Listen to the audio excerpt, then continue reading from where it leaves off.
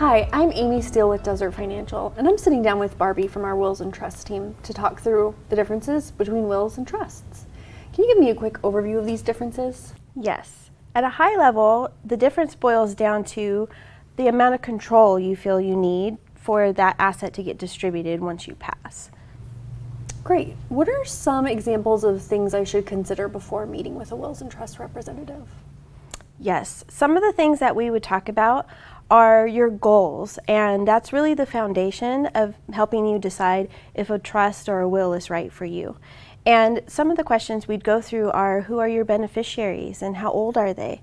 And do they have any special needs or maybe any special requirements to distribute the money as a lump sum or over the course of time? Maybe you have a significant other or a beloved pet that you want to make sure is cared for. Or maybe you're worried about some conflict between the family when the money starts going out. These are all things that we would talk about as part of creating your plan. Okay, so it seems like it's important to identify these things before going in so that your team can help us identify between a will and a trust. What are some of the key differences between these? That's a good question. So one of the main differences is a will doesn't own anything. A will is the documentation, it's your wish list, if you will, of the who's in charge, that's your executor, the who gets what, those are your beneficiaries, and the guardian for any minor children. And you're leaving those wishes behind for the probate courts. So a will in itself doesn't avoid probate. Where a trust, on the other hand, will own the assets when you pass. And you're hiring or you're picking your successor trustee. That's who's going to manage the assets once you're gone. And that can be a person, definitely has to be someone that you trust, or maybe it's a fiduciary. But their job is to manage those assets and the distribution of those assets according to your wishes in your trust document. Okay, what can happen if I don't set these things up? If the documents aren't prepared, it's very likely the estate is going to go through the probate process. And that's a set court process for deciding the who's in charge and the who gets what.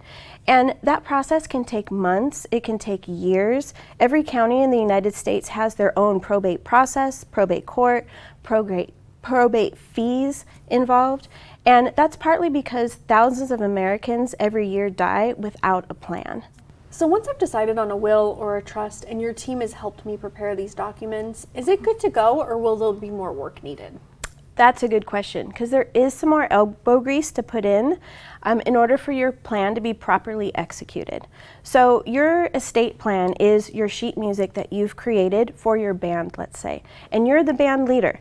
And all the musicians in your band all need to get a copy of the sheet music in order to play the song the way that you want it to be heard, right? So your home is your drummer, and your retirement accounts are the guitarists, and the bank accounts are keyboards.